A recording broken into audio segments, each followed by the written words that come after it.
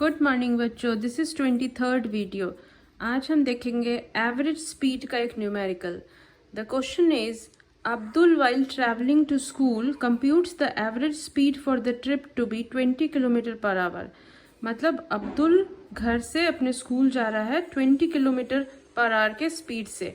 On the return trip along the same route, जब वो return same route से होता है तो there is less traffic due to which the average speed is 30 kilometre per hour. लौटते समय speed बढ़ जाती है क्योंकि ट्रैफिक कम था। What is the average speed for Abdul's trip. अब देखते हैं इसको कैसे सॉल्व करते हैं। पहला, while going to school average speed is 20 kilometre per our. It covers x1 distance in time t1. Let the distance between the Abdul home and school is x1 and it covers the x1 distance in time t1. First write the formula. Speed is equal to distance covered by time taken. ठीक है, तो जाते समय इसका speed given है 20 kilometre per hour. So 20 is equal to x1 is the distance जो हम suppose किए हैं, x1 डिस्टेंस है और टाइम t1 उसको जाने में लग रहा है। सो ये हो जाता है x1 t1 is equal to, t1 हम निकालेंगे क्योंकि टाइम मेंशन नहीं है क्वेश्चन में, तो पहले हम दोनों का जाने का टाइम और आने का टाइम कैलकुलेट करेंगे। तो t1 क्रॉस मल्टीप्लाई होके इधर चला जाएगा, 20 इसकी जगह पे आ जाएगा। सो x1 by 20, this is t1। Similarly on the return trip average speed is 30 kilometre per our and it covers same distance x1 in time t2.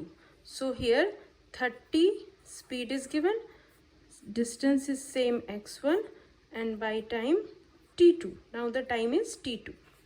Now see what is the t2. t2 is x1 by 30. Similarly just cross multiply it, t2 इधर चला जाएगा और 30 यहाँ आ जाएगा, x1 by 30. Now t1 is x1 by 20 and t2 is x1 by 30. So total time is equal to t1 plus t2, that is x1 by 20 plus x1 by 30. Now LCM ले लेंगे, 20 और 30 का LCM हो जाएगा 60. So 23 जा 63 x1 plus 32 जा 60, so 2 x1 जो कि हो जाएगा 5 x1 by 60. तो हमारे पास टोटल टाइम निकल गया जो कि 5x1 by 60 है। अब एवरेज स्पीड का फॉर्मूला निकालेंगे। हमको निकालना है what is the average speed for this trip. So first write the formula of average speed. Average speed is equal to total distance travel by total time taken. Total time taken, put it in bracket. This is the formula for average speed. Now average speed is equal to total distance. तो total distance is x1 जाने का और वापस आने का भी x1, same distance है। So x1 plus x1 divided by t1 plus t2. So x1 plus x1 हो गया 2x1 divided by total time t1 plus t2 अभी हम निकाले हैं जो कि निकला है 5x1 by 60.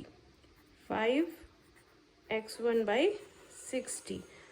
सो अब इसको कैसे कैलकुलेट करेंगे।